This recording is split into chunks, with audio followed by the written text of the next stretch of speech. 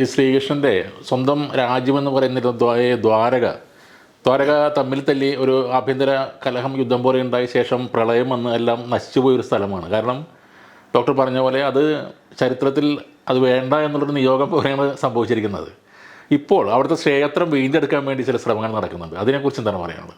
അല്ല, അത് ഹിന്ദു സമൂഹത്തോട്ട് കാണിക്കുന്ന ഒരു എന്താ പറയുന്ന അവരുടെ വിശ്വാസത്തെ തകർക്കുന്നതിന് തുല്യമാണത്. കാരണം വിശ്വാസപരമായിട്ടാണല്ലോ ഇത്തരം കാര്യങ്ങളെ ഇന്ത്യയിലെ ഹിന്ദു സമൂഹം കണക്കാക്കുന്നത്.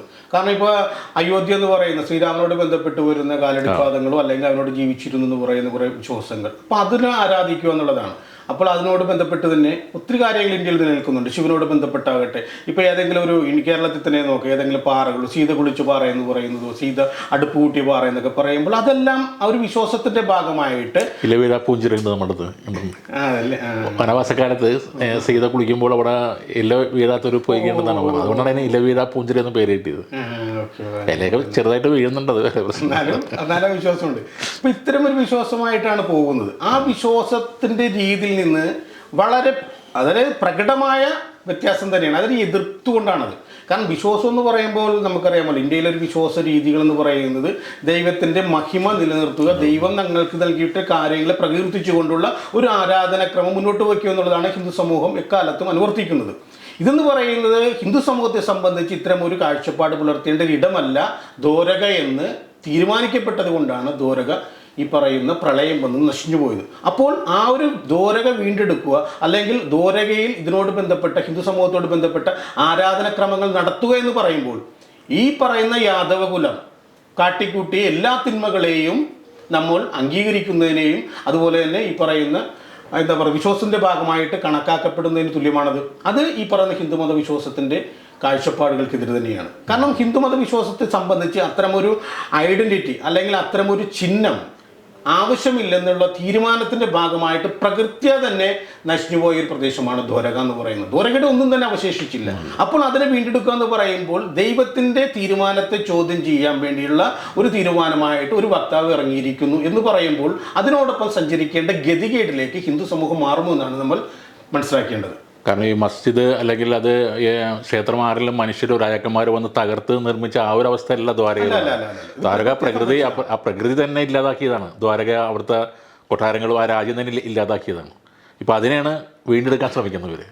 അല്ല, ഇതിൽ നമ്മുടെ മറൈൻ ആർക്കിയോളജി കൃത്യമായിട്ട് പറഞ്ഞിട്ടുണ്ട്. ദ്വാരക എന്ന് പറയുന്ന അല്ലെങ്കിൽ കടലിൻ്റെ അടിയിൽ ഇങ്ങനെ ഒരു പ്രദേശം കിടക്കുന്നുണ്ടെന്ന് പറയുന്നത് വിശ്വാസത്തിന്റെ ഭാഗമായിട്ട് അത് ദ്വാരകയാണെന്ന് നമ്മൾ അങ്ങോട്ട് ചിത്രീകരിക്കുകയാണിരുന്നത്.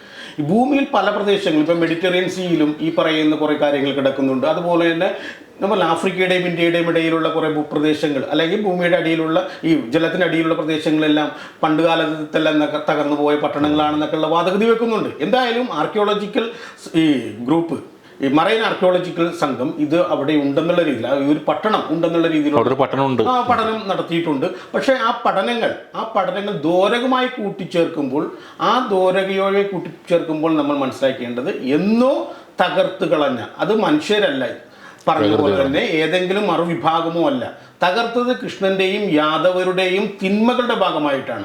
ഗാന്ധാരിയുടെ ശാപത്തെ നമുക്ക് തള്ളിക്കളയാൻ പറ്റില്ല. ഗാന്ധാരി എന്ന് പറയുന്നത് ഭാരതത്തിലെ ഉത്തമ സ്ത്രീക്ക് ഒരു മാതൃകയാണ്. ഉത്തമ സ്ത്രീയായിട്ടാണ് ഗാന്ധാരിയെ കണക്കാക്കുന്നത്. കോടാനുകോടി വരുന്ന സ്ത്രീകളുടെ ഒരു ഐക്യൻ, ഒരു അടയാളം എന്ന രീതിയിലാണ് ഗാന്ധാരി കൃഷ്ണനെ ശപിക്കുന്നത്. ആ ശാപത്തിൻ്റെ കാര്യത്തോട് ബന്ധപ്പെട്ടാണ് ദ്വാരക തകരുന്നത്. ആ കണ്ടെടുക്കുമ്പോൾ, അതായത് ദ്വാരകയെ വീണ്ടെടുക്കുമ്പോൾ ഗാന്ധാരിയെ എതിർക്കുകയാണ്. ഉത്തമ സ്ത്രീ എന്ന് നമ്മൾ വാഴ്ത്തപ്പെടുന്ന ഗാന്ധാരിയുടെ ആ ഒരു ഐഡന്റിറ്റിയെ ചോദ്യം ചെയ്യുകയാണ് ഇതിൻ്റെ വീണ്ടെടുപ്പ് എന്ന് പറയുന്നത്. അപ്പോൾ അത് ഗാന്ധാരിയുടെ ശാപത്തിൻ്റെ മാത്രമല്ല, തിന്മകളുണ്ട് ഇത്രയും നാൾ. അതായത് ഈ പറയുന്ന 33,06,240 പുരുഷന്മാരായിരുന്നു മഹാഭാരത യുദ്ധത്തിൽ പങ്കെടുത്തത്. അതിൽ 10 പേര് മാത്രം അവശേഷിപ്പിച്ചു എന്ന് പറയുമ്പോൾ അത് മാനവ സമൂഹത്തിൻ്റെ എന്താ പറയുന്ന അതിൻ്റെ നാശത്തിന് കാരണക്കാരായ ഒരു വിഭാഗത്തിൻ്റെ തകർച്ചയാണ് ഇനി വേണ്ടതെന്നുള്ള ദൈവത്തിൻ്റെ നിശ്ചയമായിരുന്നു. ആ നിശ്ചയത്തെ ചോദ്യം ചെയ്യാൻ ഒരു വക്താവിനും ഹിന്ദുമതത്തിനകമേ നിന്നുകൊണ്ട് സാധിക്കില്ല. അത് വിശ്വാസികളുടെ അഭിപ്രായങ്ങളെ അല്ലെങ്കിൽ അവരുടെ വിശ്വാസത്തെ തന്നെ ചോദ്യം ചെയ്തതിന് തുല്യമാണ്. തീർച്ചയായും ഈ മഹാഭാരത യുദ്ധം കൊണ്ട് ഗാന്ധാരിക്ക് നഷ്ടപ്പെട്ടത് 100 മക്കളെയാണ്. അപ്പോൾ അതിൻ്റെ ആ അത്ര തീവ്രമായ ദുഃഖത്തിൽ നിൽക്കുമ്പോഴാണ് ഈ കൃഷ്ണനെ ശപിക്കുമെന്ന് പറഞ്ഞത്. കൃഷ്ണനാണെങ്കിൽ കാര്യമായിട്ട് പേഴ്സണലായിട്ട് നോക്കി അതൊരു നഷ്ടം ഉണ്ടായിട്ടില്ല, നേട്ടങ്ങളേ ഉള്ളൂ. ആ ശാപത്തിൻ്റെ കൂടി പരിണിത ഫലമാണ് ദ്വാരകയുടെ നാശം, അല്ലേ? ആണ്. കാരണമല്ലേ കൃഷ്ണൻ ഈ മാർഗത്തിലേക്ക് എത്താൻ വേണ്ടി. അതുകൊണ്ടാണ് നമ്മൾ പറഞ്ഞില്ലേ, നമ്മളിത് മനസ്സിലാക്കേണ്ടത് ഇതിൽ കുറേ ഒരു ന്യായീകരണങ്ങളുണ്ടല്ലോ ഇവർ മുന്നോട്ട് വെക്കുന്നത്, ഇത്തരം വിഭാഗങ്ങൾ.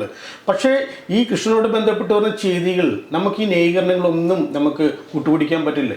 എല്ലായ്പ്പോഴും സ്വീകരിക്കുന്ന മാർഗങ്ങൾ തന്ത്രങ്ങളാണ്. ആരെ കൊല്ലാൻ വേണ്ടിയാണെങ്കിൽ തന്ത്രങ്ങളുണ്ട്. ഇപ്പോൾ തന്നെ നമുക്കറിയാം ജയേന്ദ്രദാൻ എന്ന് പറയുന്ന അദ്ദേഹത്തെ കൊല്ലാൻ വേണ്ടി ഉപയോഗിക്കുന്നു, അല്ലെങ്കിൽ അർജുനൻ മരിക്കും, അപ്പോൾ എന്താണ്, ഇരുട്ട് വരുത്തുകയാണ്, അർജുനൻ ആത്മഹത്യ ചെയ്യേണ്ടി വരുന്നു. അങ്ങനെ വന്നിട്ടുണ്ടെങ്കിൽ കൃഷ്ണനെ സംബന്ധിച്ച് കൃഷ്ണൻ ആത്മഹത്യ ചെയ്യുന്ന തുല്യമാണ്. അങ്ങനെ വരുമ്പോൾ എന്താ ചെയ്യുന്നത്, പ്രകൃതിയെ തന്നെ എന്താണ് ഇരുട്ടുണ്ടാക്കുകയാണ് ഇരുന്നത്. അപ്പോൾ ഇതൊക്കെ നമ്മൾ വിശ്വസിക്കുകയാണ്, ദൈവം എന്ന രീതിയിലൊക്കെ അങ്ങോട്ട് വിശ്വസിച്ചു വെക്കുകയാണ്. അതുപോലെ തന്നെ ഘടോൽജനം മരിക്കുന്ന സമയത്തുണ്ടാകുന്ന പുള്ളിക്കാരൻ്റെ സന്തോഷങ്ങൾ, അതുപോലെ ആ വിഭാഗത്തോടെല്ലാം കാണിക്കുന്ന കാര്യം. അന്ന് കർണൻ ആ വേല് പ്രയോഗിച്ചില്ലെങ്കിൽ അർജുനന്റെ മരണമാണ് കാത്തിരിക്കുന്നത്. കാര്യം തീർച്ചയായിട്ടും അടുത്ത യുദ്ധത്തിൽ കർണൻ അത് അർജുനനെ നേരത്തെ പ്രയോഗിക്കുള്ളൂ. കടവുൾ കഴിഞ്ഞ് ഇത്രയ്ക്ക് നാശം വിതയ്ക്കൊന്നും പുള്ളി കരുതിയിട്ടില്ല. അപ്പം അതുകൊണ്ട് അത് പ്രത്യേകം പറയുന്നുണ്ട്, കൃഷ്ണനാണ് കർണന്റെ മുന്നിലേക്ക് ഇറക്കി വിട്ടെന്ന് പറയുന്നത്. കടവുൾക്കുന്ന സേന അങ്ങോട്ട് പോട്ടെ എന്ന് പറയുന്നത്. കാരണം അത് പുള്ളി അത് മനസ്സിൽ കണ്ടിട്ടുണ്ട്, ആ വേര് കർണൻ ഉപയോഗിക്കണം. ഇപ്പം കടവുൾക്കജൻ മരിച്ചാലും ആ പുള്ളിക്ക് വ്യക്തിപരമായ നഷ്ടങ്ങളൊന്നുമില്ല, പക്ഷെ അർജുനൻ രക്ഷപ്പെടും. അതാണ് ഇവിടെ വരുന്നത്. അപ്പോൾ ഇതിൽ നമ്മൾ പറയുന്നത് മഹാഭാരത യുദ്ധത്തോട് ബന്ധപ്പെട്ട് വരുന്ന അതിൻ്റെ എന്താ പറയുന്നത്, അത് സാധിച്ചെടുത്തത് കൃഷ്ണൻ്റെ ചെയ്തികളാണ്. മഹാഭാരത യുദ്ധത്തെ പറ്റി പറയുന്നത് എല്ലാ യുദ്ധങ്ങളുടെയും മാതാവെന്നാണ് പറയുന്നത്. അപ്പോൾ യുദ്ധത്തെക്കുറിച്ച് നമുക്കൊരു ചിന്തയുണ്ട്. യുദ്ധം എന്ന് പറയുന്നത് മാനവ സമൂഹത്തിൻ്റെ നിലനിൽപ്പിന് ഒരിക്കലും ആവശ്യമുള്ളതല്ല. യുദ്ധം എന്ന് പറയുന്നത് മാനവ സമൂഹത്തിനെ ഇല്ലായ്മ ചെയ്യുന്നതാണ്. അപ്പോൾ എല്ലാ യുദ്ധങ്ങളുടെയും മാതാവെന്ന് പറയുമ്പോൾ നമ്മൾ ചിന്തിക്കേണ്ടത് ഒരു യുദ്ധവും ഭൂമിയിൽ വേണ്ട എന്നുള്ള പാഠം നൽകിയ മാതാവാണ് മഹാഭാരത യുദ്ധം. അതിന് കാരണക്കാരനായ കൃഷ്ണനെയും ഒഴിവാക്കേണ്ടതുണ്ട്.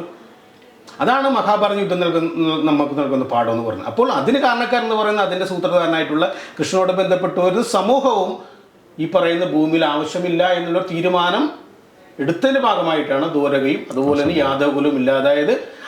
അതുകൊണ്ട് തന്നെയാണ് ഈ പറയുന്ന മഹാഭാരത യുദ്ധത്തെ നമ്മൾ ഈ പറയുന്ന രീതിയിൽ വ്യാഖ്യാനിക്കുന്നത്. എല്ലാ യുദ്ധങ്ങളുടെയും മാതാവെന്ന് പറയുമ്പോൾ യുദ്ധം ചെയ്യാനല്ല പറയുന്നത്.